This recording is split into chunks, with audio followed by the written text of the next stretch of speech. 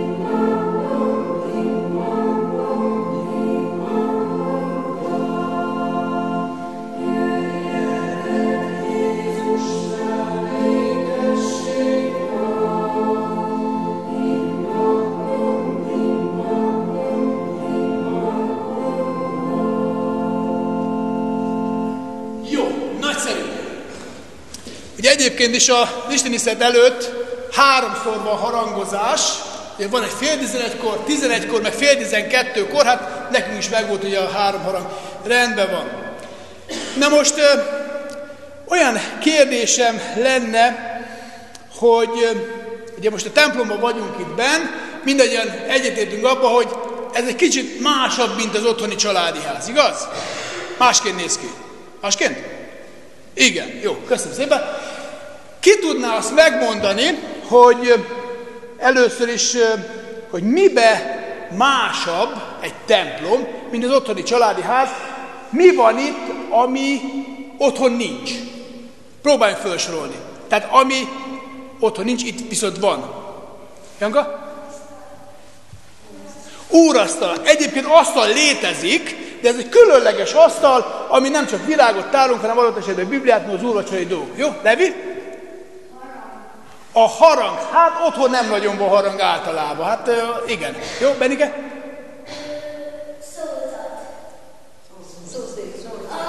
Szószék, így van.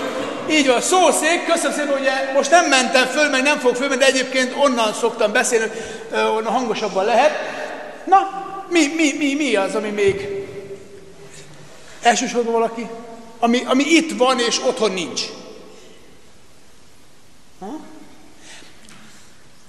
Hát lehet, hogy innen kellene kérdezni, hogy ott fönn mit tetszenek látni, mert ők nem látják.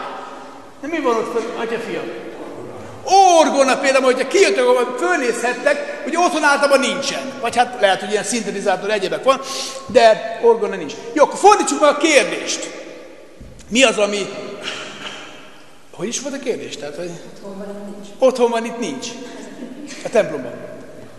Na? Például nincs ágy. Vajon miért nincs? Mert ugye nem aludni jövünk, bár néha előfordul, hogyha túl hosszú az igehirdetés, esetleg valaki bealszik, de nem szokott ilyen lenni, elárulom. Ez a gyülekezet, ez nem csinál ilyet. Vannak más gyülekezet, ahol elalszak, itt nincsen. Na, következő. Na?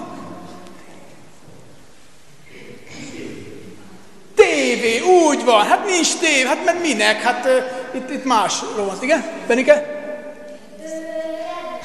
Redőny. Hát az lehetne, de nincs, igen. Zsolti, mondd neked. Konyha, nagyon praktikus.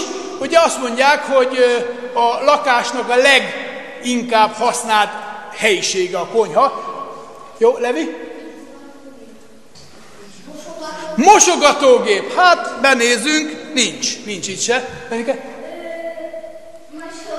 Mosógép. Jó, az is igaz. Jó, köszönöm szépen, tehát azért el tudjuk képzelni, hogy ez egy különleges épület a maga nemében, igaz? Ugye most a több csoportban is a hittan könyvek menete szerint szó van a templomról, sőt volt egy olyan feladat is, akinek épp az volt a osztály az emlékezetre, még meg is tervezhettük a magunk templomát, hogy képzeljük el. Jó, tehát egy különleges helyen vagyunk, és nyilvánvalóan különleges maga az is, ami itt történik. Egyik az, hogy tulajdonképpen egy héten csak egyszer vagyunk itt. Ugye otthon minden nap hazamegyünk, vagy otthon töltjük az időt, itt csak általában itt vasárnap 11:30-kor szoktunk lenni. Tehát különleges dolgok történnek itt. Nyilvánvalóan, hogyha nincsenek azok a dolgok, a konyha, meg tévé, meg egyébek, tehát akkor valószínűleg itt azokra nincs is szükség. És ilyen szempontból a vasárnap, a nyugodalom napja, ünnepnap, ilyen szinten, és épp ezért szól a következő énekünk, ami lehet, hogy megint csak ismerős, úgy kezdődik, hogy ez az a nap. Ezt úgy csináljuk, hogy az első verset megkérjük a lányokat, hogy énekeljék el, és utána végénekeljük a 3 verset. Jó? Tehát az első verset meghallgatjuk, és utána mi is az első verset nézzük tovább. Ez az a nap, amit az Úr rendelt.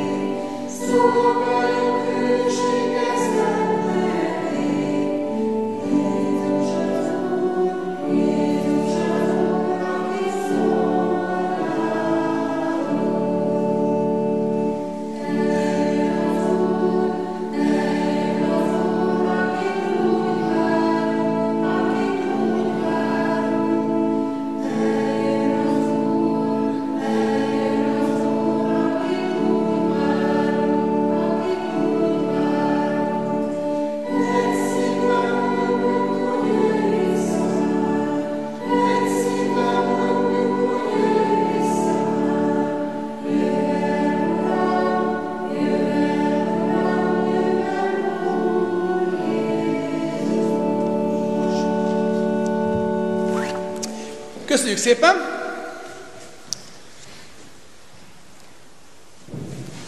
A következő nagyon lényeges kérdés, hogy vajon egy ilyen istentiszteleten mit lehet csinálni?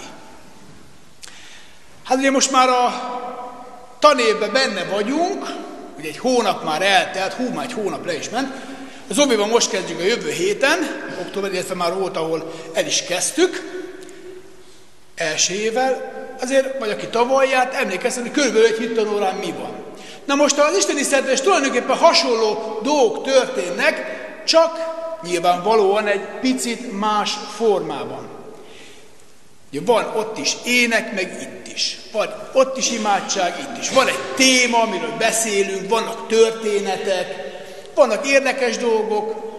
Tehát sok minden belefér egy istentiszteletbe, és mindig van egy olyan központi dolog, amiről kifejezetten beszélünk. A mai alkalommal a bizalomról lesz szó. Ki tudná megmondani, mi az, hogy bizalom?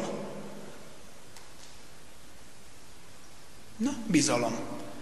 Próbáljuk meg picit lefordítani. Például bízni valakiben.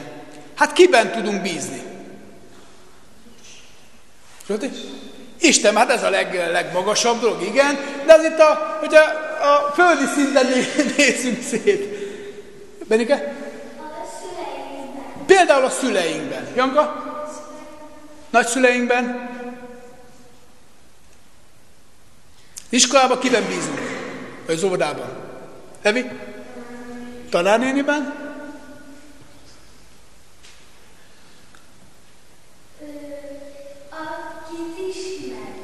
Nagyon fontos dolog, ez egy jó dolog, ugyanis hát abban bízunk itt is, akit nem ismerünk, idegen, hát ott inkább távolabb állunk, igaz? Nem is merünk oda menni. És valahol ez jó is van így. És tulajdonképpen a Biblia is erről beszél, hogy abban tudunk bízni, és abban tudunk hinni, akit ismerünk. Na most a Bibliának egy nagyon fontos mondandója az, hogy igazából Istenben is akkor tudunk hinni, ha őt ismerjük, és ezentúl bízunk benne. Egy történetet szeretném, hogyha meghallgatnánk, ez nem bibliai történet, a 4. hittankönyvünkben van benne, de nagyon tetszett nekem ez a történet, úgyhogy szeretném, hogyha ez elhangozna, hogy nagyon figyelnétek. A kötéltáncos, a legnehezebb, és persze a legtöbb nézőt csalogató mutatványa a következő volt. Magával vitt egy talicskát a magasba, és ügyesen egyensúlyozva áttolta a kötélen a túlsó oldalra. Amikor áttért, a közönség felé fordult és megszólalt. Ki hiszi el önök közül, hogy minden baj nélkül vissza tudom tolni a talicskámat? Elhisszük, kiáltotta szinte egyszerre a tömeg. Ha valóban elhiszi valaki, akkor ő jön bele, és én áttolom. Van-e valaki, aki szívesen vállalja? Szavait néma csönd követte. Amikor az emberek csak a fejükkel integettek nemet. Ám ekkor egy kisfiú ugrott elő a sorból, és odaszaladt a mutatványoshoz. Én beleülök a talicskába, jelentette ki bátor hangon. A tömeg felmorajlott, ő pedig teljes nyugalommal beleült a talicskába. Mélységes volt a csend, míg áttértek. Csak amikor befejeződött a mutatvány, akkor tört fel hatalmas taps. A földet ért gyermeket körülvették a felnőttek. Nem féltél? Nem izgultál? Honnét merítettél ekkora bátorságot? A gyermek nyugodt mosollyal az arcán a kötéltáncos felé mutatott. Ő az én apám. Köszönjük. Láttatok már kötéltáncost? Színház, illetve nem színházban, a cirkuszban, vagy valahol mutatványosnál? Igen? Hogy néz az ki? Milyen magasan szokott lenni egy kötéltáncos? Mondjuk egy magasságot. Akár 10-20 méter, vagy pár méter, teljesen mindegy, jó? Azért onnan le lehet esni, igaz? Hát nem tudom, milyen hányos kötelet szoktak, vagy hány centis kötelet szoktak ilyenkor használni, de még egy talicskát is áttolni, hát aztán ez igazán nagy mutatvány. de főleg az, amikor ugye visszafelé esetleg valaki még bele is ül. Hát ugye, nem tudom ki, bele merne valaki ülni? Oké, hát van, aki bele, van, aki nem. És ugye szóval egy kisfiúra, aki egyből mondta, hogy én beleülök, de aztán végén kiderült, hogy miért mert beleülni. Figyeltek a történet végére? Mert az édesapja volt a kötéltáncos, és ismerte és megbízott benne. Egy fantasztikus dolog. És a mai bibliai történetünk is ehhez kapcsolódik, a Bírák könyvéből való Gedeon történetéből. Nem lesz túl hosszú, úgyhogy próbáljatok odafigyelni, jó? Kora reggel fölkelt Gedeon egész népével, és tábort ütött a Harod forrásánál. Midján tábora viszont tőle északra volt. Ez a Midján, ez egy idegen nép, akivel épp háborúban voltak, csak hogy jól értsük.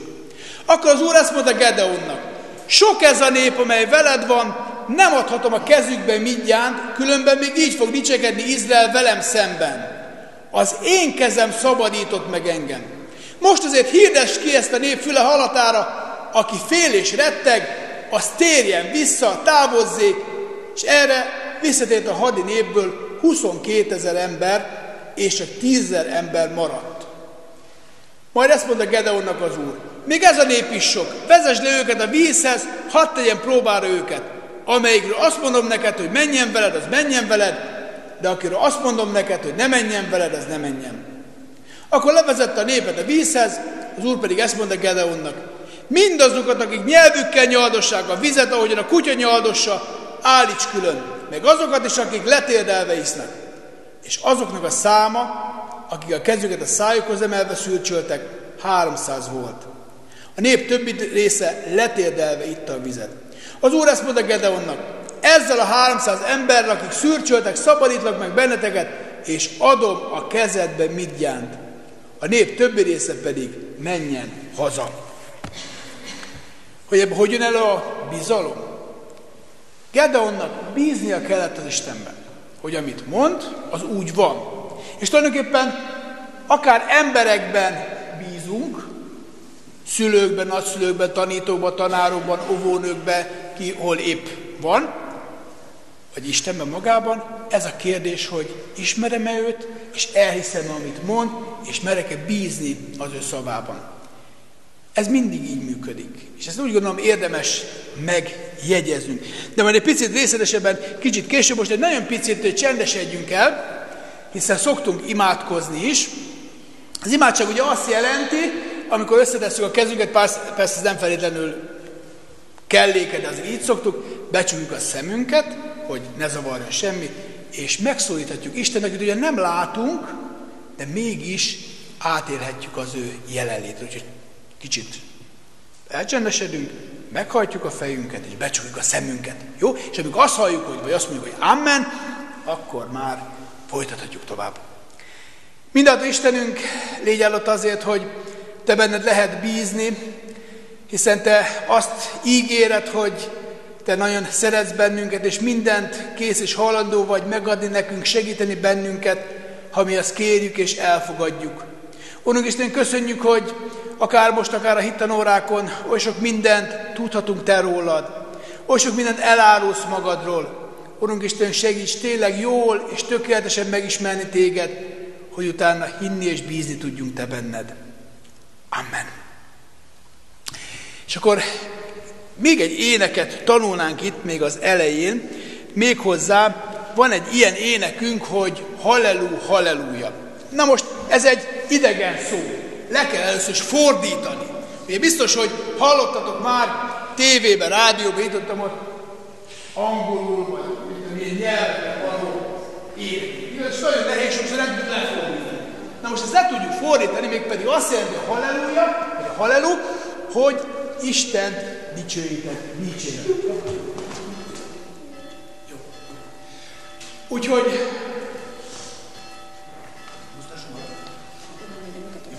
jó, akkor én meg erre mutatom. Jó.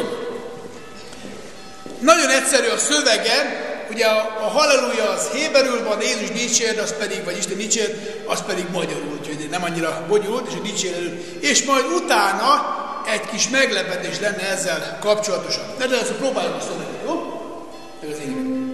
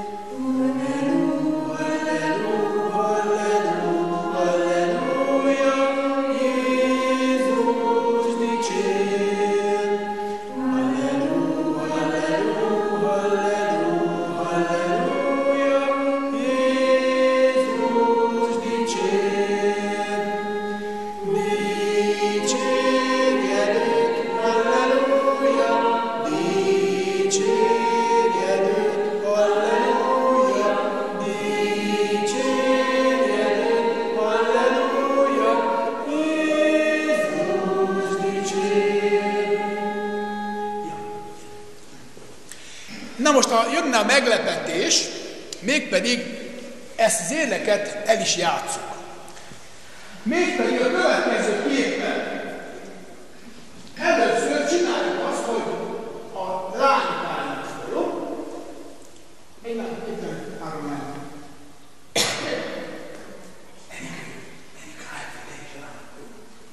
Na, amikor az a szöveg, hogy halleluja, akkor a lányok ezt fönnállva énekel. Amikor az van, hogy Jézus dicsérd, akkor helyet cserélnek, a fiúk állnak fel. Stimmel? És, mert ki fog derülni, hogy fiúk vagyunk, vagy lányok, nem igaz, rossz poén mondom a mai világban, de a játékban belefér. És utána majd cseréljük, akkor majd a fiúknak kezdjük. Ha próbáljuk, jó? Én is mondom, hogy szépen magam, hogy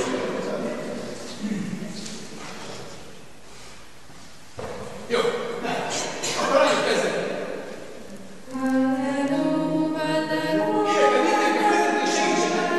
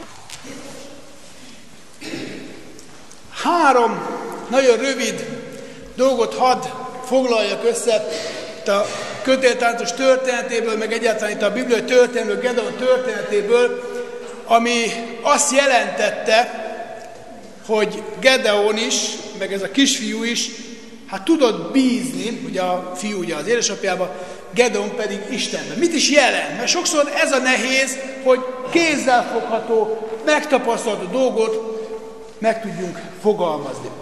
Az első az volt Gedeon számára, hogy elfogadta azt Istent, amikor azt mondja, hogy könnyű elbizakodni.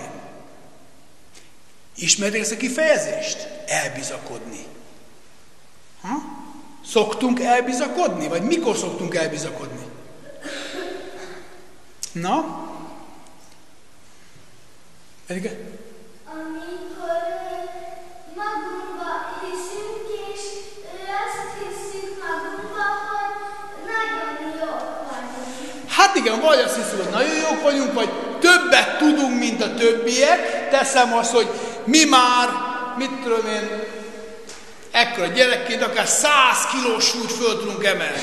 Hát ugye ez elbizakodás. Hát jó, hogyha kevesebbet is föl tudunk. Én úgy gondolom, hogy értjük ezt, hogy amikor elbizakodik az ember, akkor azt gondolja, hogy olyat is meg tud tenni, amit egyébként nem. Na most Gedeon számára is Istennek egy nagyon fontos útmutatása volt ez az érdekes jelenet, hogy ugye először, aki fél, menjen haza. Hát hogy mondhat egy hadvezér ilyet? Hogy aki fél? Hát persze, hogy félnek a katonák egy picit, hát most értsük jól a dolgot. És akkor 32 000-ben, aki már ismeri a számokat, lehet, hogy nem mindenki van, de nincs ezzel semmi baj, tehát nagyon nagy számból, a többség elment, 22 000 elment haza. Maradt 10 000. Isten azt mondta, hogy még ez a nép is sok, hogy én győzelmet adjak nektek, mert még véletlenül azt mondják, hogy a mi erőnk az volt az, ami megszabadított bennünket, és nem az Isten. És ugye van ez a próba, hogy menjenek le a vízhez, ki hogy iszik. Hogy most mint a kutya nyaldossa a vizet, vagy föl tudja a kezével letérdelve. És ugye ez a 300 ember maradt végül fönn a rostán, ahogy szokták mondani, akiken keresztül győzelmet adott Isten az ő népének. Tehát Gedeonnak ezt kellett komolyan vennie, hogy nem bizakodhat el azon, hogy neki mennyi katonája van. És Isten megadta az ő lehetőséget, vagy azt a lehetőséget számára, hogy megtapasztalja abban, hogy ezt érdemes volt elhinni. Hogy nem az elbizakodás, mert a hétköznapi életben sem működik az elbizakodás, mert nagyon könnyű rajta veszteni. Főleg itt ebben. És tényleg az alapkérdés az, hogy kiben bízunk. Akár emberileg, és meg kell válogatni, hogy kiben bízunk. Nem akarom a jövőt fölvázolni, de ez felnőttkorban majd még inkább hangsúlyos kérdés, hogy kiben bízunk.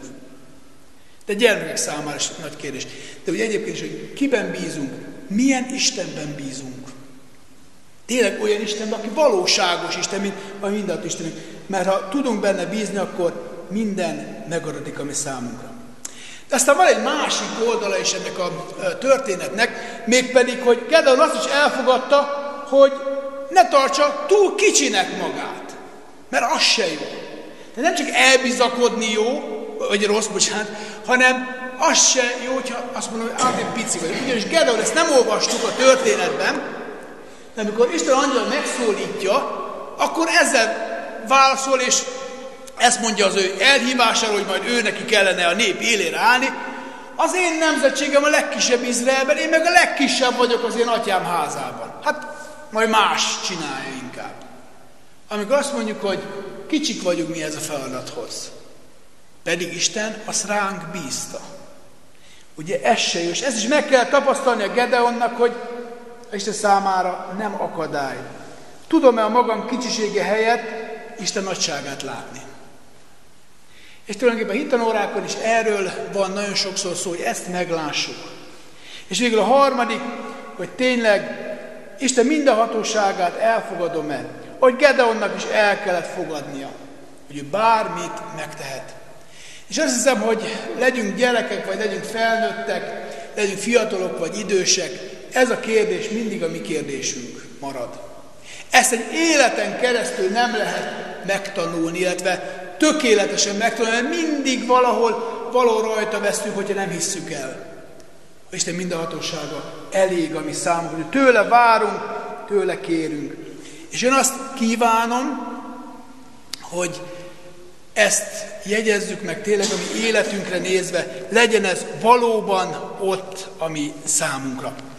És most pedig azt a kis imádságot szeretném, hogy elmondanak, és utána majd a mi atyánkot, amit a felnőtteknek is szoktuk mondani, meg már a nagyobb hittanosok ismerik, a mi atyánkot, de először azt az imádságot, ezt a kicsi vagyok kezdeti imádságot, hogy tegyük össze megint a kezünket, és elmondjuk ezt a pici, nagyon rövid imádságot. Kicsi vagyok, erőtelen, én Istenem, te légy velem. Amen. Jó, és akkor az Úr imádságot, a mi atyánkot pedig együtt elmondjuk. Mi atyánk, ki vagy a mennyekben, szenteltessék meg a te neved, jöjjön a te országod, legyen meg a te akaratod, mint a mennyben, úgy a földön is. A mindennapi kenyerünket add meg nékünk ma, és bocsáss meg a mi vétkeinket, miképpen mi is megbocsátunk azoknak, akik ellenünk vétkeztek.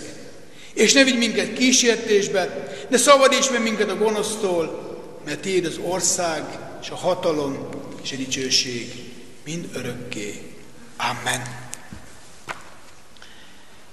Most pedig, ahogy szoktuk is a végén, megint lesz egy ének, ez már az utolsó ének, ez pedig zengjünk dalt az Úrnak.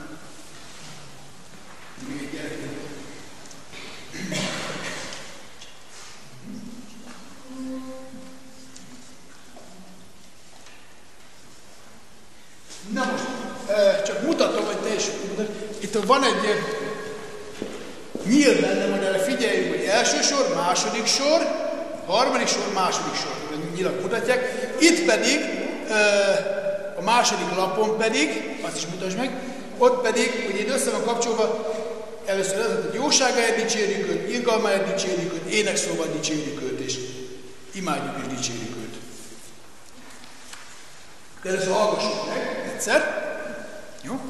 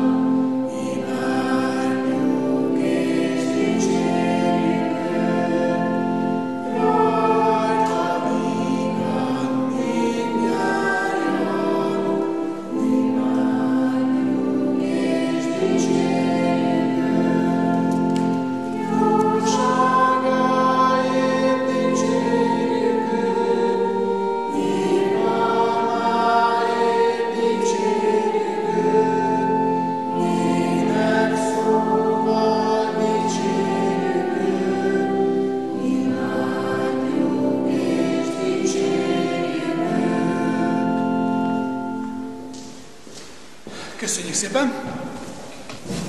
És ahogy szokott lenni ilyenkor, A hirdetések szoktak elhangozni. A hirdetések között, ami úgy egyébként szokott hangozni, de ezt mindenkinek majd a kezében fogjuk adni, hogy el lehet olvasni a hirdetéseket, alkalmaink vannak rajta, az elérhetőségünk. Azért is fontosnak tartom, hogy ezt most külön kihangsúlyozom, van a gyülekezetünknek internetes honlapja, amit lehet nézni, ezt próbáljuk frissíteni, újdonságokat föltenni. Most már a istentiszteleteink hanganyaga is fölkerül folyamatosan az internet, ennek is megvan a lehetősége, akár a YouTube-on vagy a honlapunkon. Ezt könnyen néhány kulcsszó beírásával ugye meg lehet találni.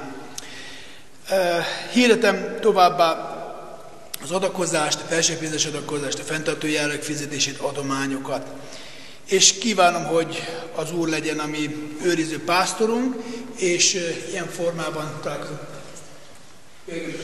És a hirdetlapon rajta van egy következő heti programot, ami nem kifejezetten gyülekezeti alkalma, itt Galambokon szokásos, tradicionális nap, a gesztenyés nap, ezen leszünk ott.